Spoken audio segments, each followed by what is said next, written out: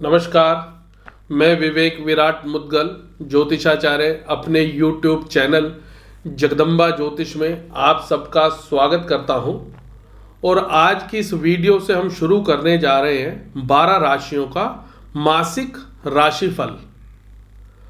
और राशिफल आपको देखना है आपकी जन्म पत्री की राशि के अनुसार।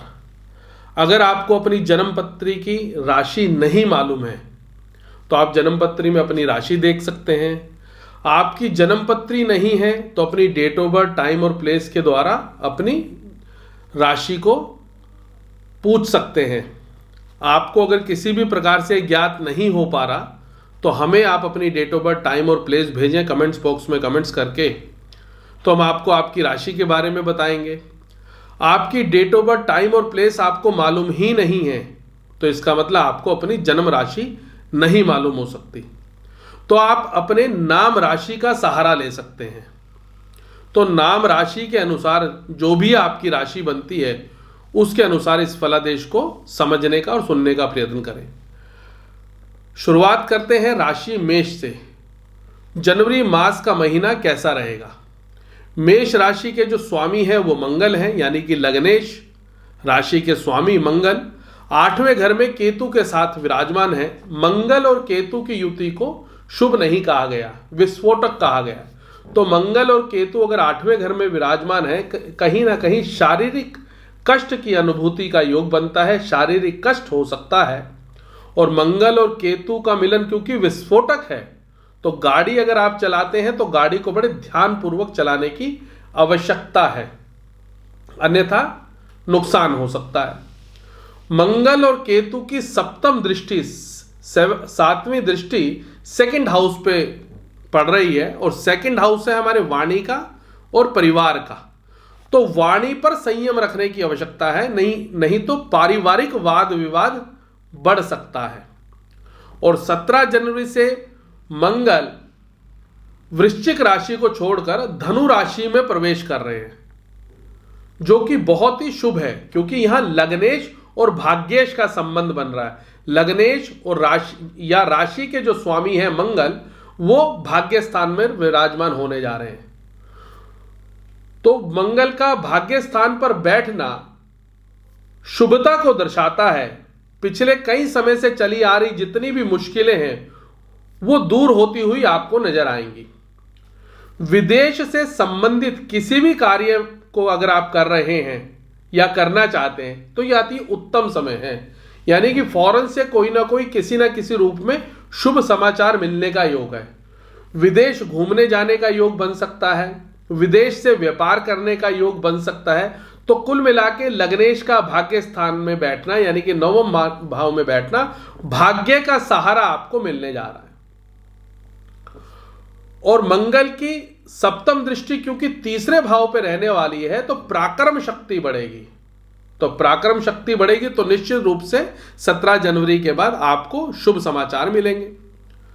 इस मास को और अधिक शुभ बनाने के लिए हनुमान चालीसा के 9 पाठ प्रतिदिन की दिनचर्या में करें और भाइयों से बनाकर रखें। राशि वृष राशि वाले के लिए जनवरी मास का महीना किस प्रकार रहेगा? क्योंकि जो राशि के स्वामी हैं शुक्र, वृष राशि के स्वामी, वो 8वें घर पर विराजमान है। और 8वां घर क्योंकि डेथ हाउस कहा गया है तो लग्नेश यानी कि राशि के स्वामी अगर 8वें घर में जाएं तो शारीरिक और मानसिक परेशानियों का सामना करना पड़ सकता है। और इसके साथ साथ कहीं ना कहीं सुखों में कमी नजर आएगी क्योंकि शुक्र को सुखों का कारक माना गया है। बनते हुए कार्यों में रुकावटें देखने को मिलेंगी, परंतु इन सब के बावजूद राहु का लगन में विराजमान और यानी कि राशि पर, राहु इस समय वृष राशि पर विराजमान है और शनि और बुध का 9वें स्थान पर यानी कि भाग्य स्थान पर होने से भाग्य के द्वारा समस्याओं का समाधान होता हुआ दिखेगा। और 17 जनवरी से 7th हाउस और 12th हाउस के लॉर्ड यानी कि मंगल 8वें घर में गोचर करेंगे, 8th हाउस में, जो कि वृष राशि के लिए प्रबल मार्केश है मंगल, जिसके कारण व्यापार में नुकसान या पार्टनरशिप में धोखे का योग बनता है। तो यह समय बड़ा ध्यानपूर्वक निकालना है। इसके अलावा 7th हाउस क्योंकि पति पत्नी से भी संबंधों को दर्शाता है, तो पति पत्नी में कलह का वातावरण बनेगा, एक दूसरे को समझने की कोशिश करनी पड़ेगी, अन्यथा अलगाव की स्थिति पैदा होगी। और क्योंकि 7th हाउस इन्वेस्टमेंट व्यापार का भी है, बिजनेस का भी हाउस कहा गया है, तो व्यापार में बिजनेस में किसी भी प्रकार की अगर आप इन्वेस्टमेंट करने जा रहे हैं तो आपको इन्वेस्टमेंट से बचना पड़ेगा, अन्यथा खर्चों की अधिकता के कारण, यानी कि खर्चे अधिक होने के कारण, इन्वेस्टमेंट अधिक होने के कारण मन बड़ा परेशान रहेगा और किसी ना किसी रूप में कर्ज भी करना पड़ सकता है। इन सब कष्टों से मुक्ति पाने के लिए अगर प्रतिदिन की दिनचर्या में खीर का दान करेंगे तो निश्चित रूप से यह मास आपके लिए मंगलमय होगा। मिथुन राशि का जनवरी मास का मासिक फलादेश जो इस प्रकार है। मिथुन राशि के स्वामी बुध ग्रह है, जो कि शनि के साथ 8th हाउस में गोचर कर रहे हैं, युति संबंध बना रहे हैं, जिसके कारण प्रॉपर्टी के लेन देन से बचना होगा, अन्यथा हानि हो सकती है। मां को किसी रूप में कष्ट होगा या मां के द्वारा किसी भी प्रकार के कष्ट की समस्या पैदा हो सकती है। अगर आप किसी प्रकार की यात्रा पर जा रहे हैं, घूमने जा रहे हैं, तो आपको उस यात्रा से बचना होगा। और खान पान का विशेष रूप से ध्यान रखें, अन्यथा पेट की समस्या पैदा हो सकती है। और क्रोध पर काबू रखें या सिर दर्द की समस्या से ग्रसित होना पड़ सकता है। 17 जनवरी से मंगल का 7th हाउस में गोचर होने के कारण व्यापारिक लेन देन से बचना होगा। व्यापार में किसी भी प्रकार का अगर आप लेन देन कर रहे हैं तो उससे आपको बचना होगा। और 7th हाउस में ही मंगल के गोचर से पति पत्नी के संबंधों में मधुरता रखनी हो। और इस मास को, जनवरी मास को शुभ बनाने के लिए पति पत्नी को और पत्नी पति को किसी न किसी रूप में उपहार अवश्य दें। कर्क राशि का जनवरी मास का राशिफल जो इस प्रकार है। कर्क राशि के स्वामी यानी कि चंद्रमा मंगल के साथ, पंचमेश मंगल के साथ पंचम स्थान पर युति संबंध बना रहे हैं, जिसके फल स्वरूप यानी कि जिसके रिजल्ट जो उसका फलादेश है वो इस प्रकार है कि लग्नेश और पंचमेश का अगर संबंध बनता है, जो एक राजयोग की श्रेणी में आता है, जिसके कारण कोई ना कोई खुशी का माहौल बनेगा। परंतु इसके बावजूद भी तनाव की स्थिति देखने को मिल सकती है, थकान हो सकती है, चिड़चिड़ापन हो सकता है और कहीं ना कहीं व्यर्थ की भागदौड़ से बचना होगा। किसी की भी गारंटी ना लें और शत्रुओं से विशेष रूप से सावधान रहने की आवश्यकता है।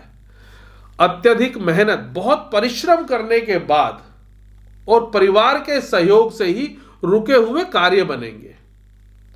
17 जनवरी से मंगल का जो गोचर यानी कि 5th हाउस का लॉर्ड और 10th हाउस का लॉर्ड मंगल 6th हाउस में गोचर कर रहे हैं, जिसके कारण शत्रु परास्त होंगे, मनोकामना पूर्ण होगी और रुके हुए कार्य भी बनेंगे।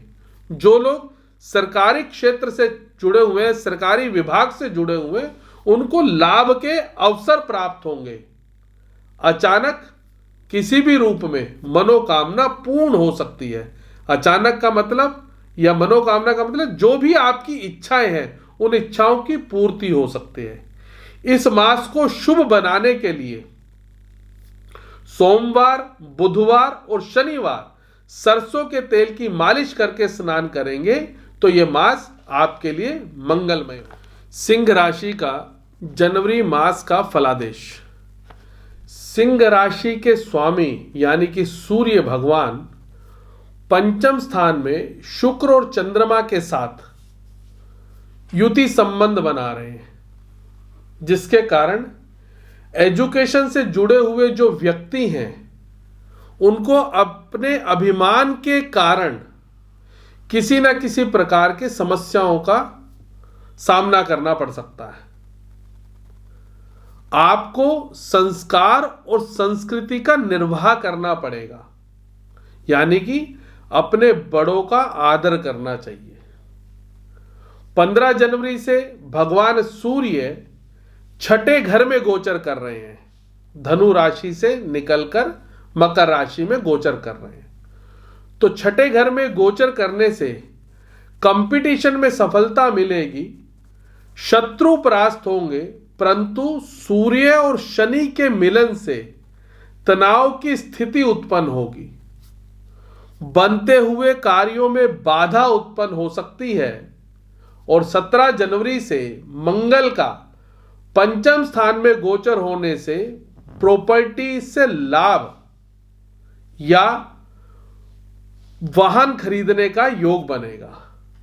इस मास को शुभ बनाने के लिए अपने बुजुर्गों की अगर सेवा करेंगे तो निश्चित रूप से यह मास आपके लिए मंगलमय होगा। कन्या राशि वालों का जनवरी मास का राशिफल। कन्या राशि के स्वामी बुध पंचम स्थान पर गोचर कर रहे हैं और लग्नेश का राशि स्वामी का 5वें स्थान में गोचर करने से उन्नति के अवसर प्राप्त होते हैं, उन्नति के रास्ते खुलते हैं, मान प्रतिष्ठा में वृद्धि होती है और प्रमोशन का योग बनता है। जिन लोगों के पास नौकरी नहीं है उनको नौकरी लगने का योग बनता है और किसी भी कार्य क्षेत्र से जुड़े हुए जो व्यक्ति हैं यानी कि कार्य क्षेत्र में वृद्धि होती है।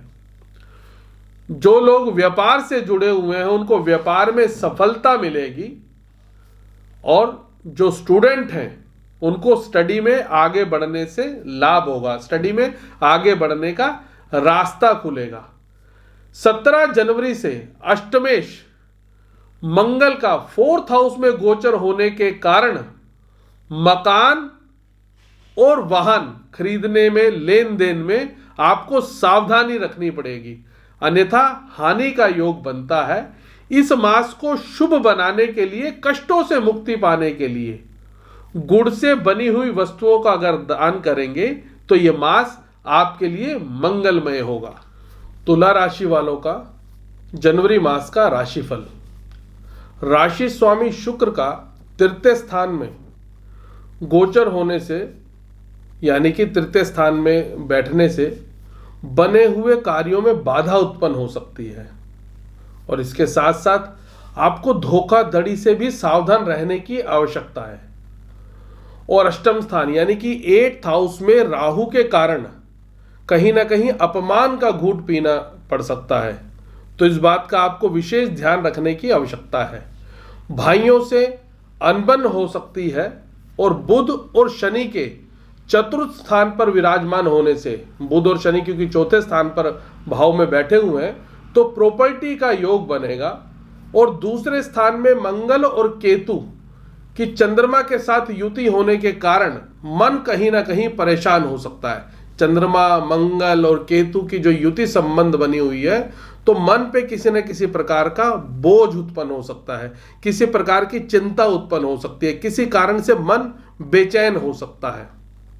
17 जनवरी से मंगल ग्रह का जो सप्तमेश और द्वितीयेश बनते हैं तुला राशि के लिए, जो कि प्रबल मार्केश हैं, शुक्र के साथ 3रे घर में युति संबंध बन रही है। जैसा कि मैंने कहा कि लगन के मालिक, जो राशि के मालिक है, 3य स्थान पर विराजमान है, वो 17 जनवरी से मंगल के साथ यानी कि मंगल उस स्थान पर भी आ रहे हैं, जिसके कारण कहीं ना कहीं अभिमान हो सकता है, अपने आप पे अभिमान। तो उस अभिमान के कारण कई प्रकार की बाधाएं उत्पन्न हो सकती हैं या बनता हुआ कार्य बिगड़ सकता है। इस बात का विशेष ध्यान रखने की आवश्यकता है।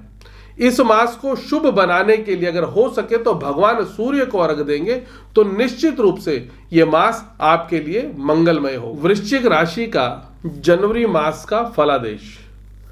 राशि स्वामी मंगल जो कि चंद्रमा और केतु के साथ लग्न में ही यानी कि राशि में ही विराजमान है, जिसके फल स्वरूप अड़चनों के बावजूद उन्नति के रास्ते खुलेंगे, कंपटीशन में सफलता मिलेगी और मान प्रतिष्ठा में वृद्धि होगी।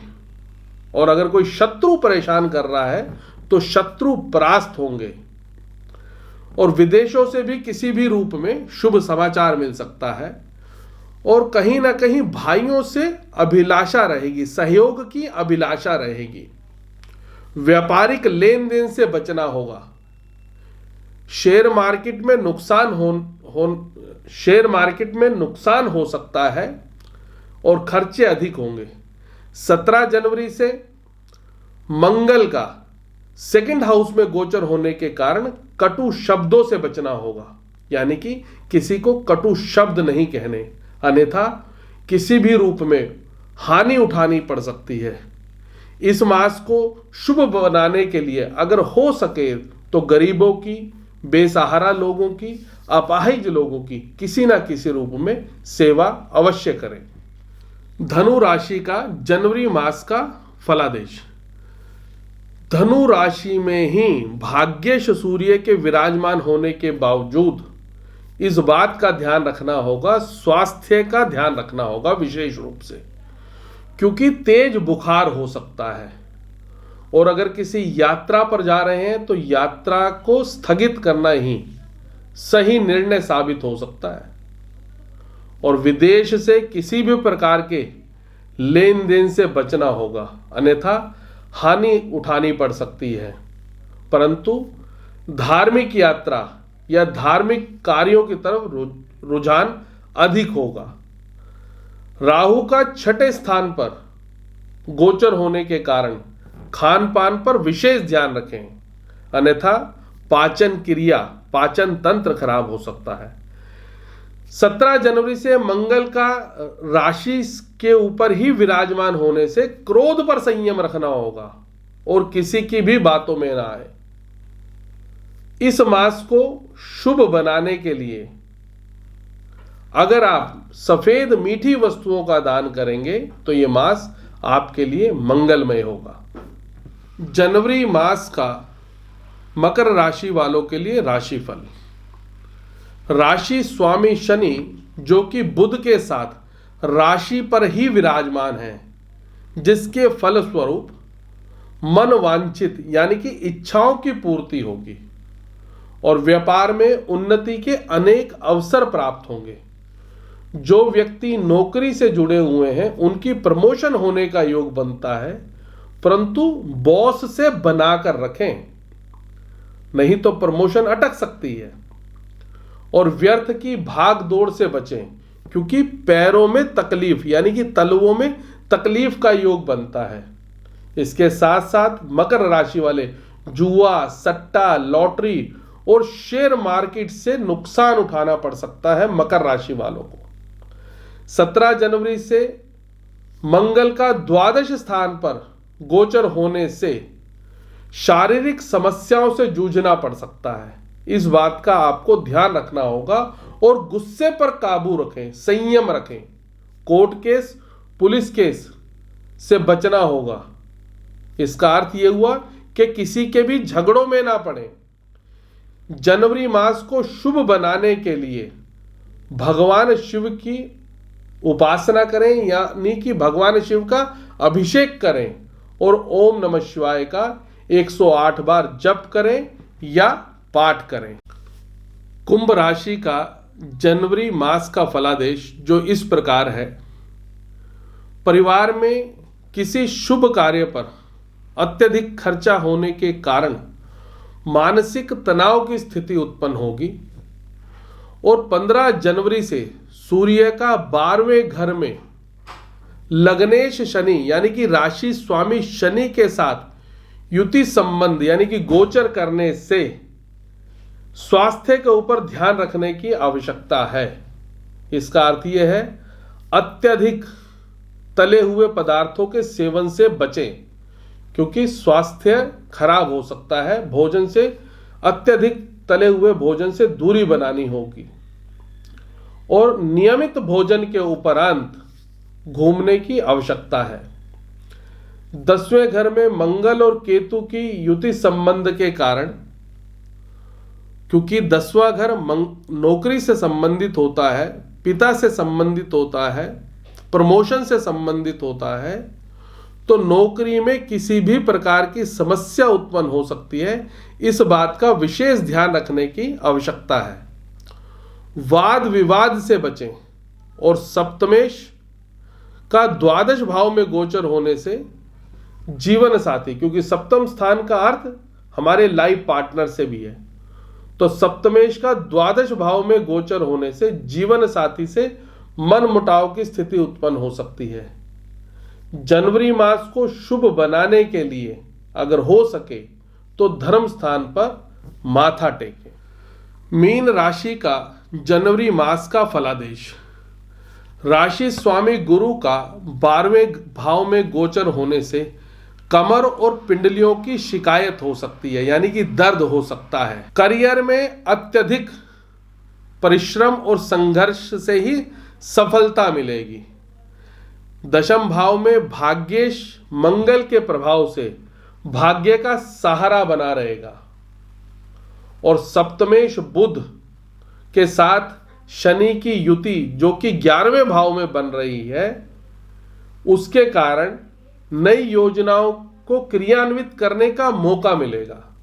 और अगर परिवार के साथ कहीं घूमने जाने का प्रोग्राम बना रहे हैं तो सावधानी पूर्वक बनाएं।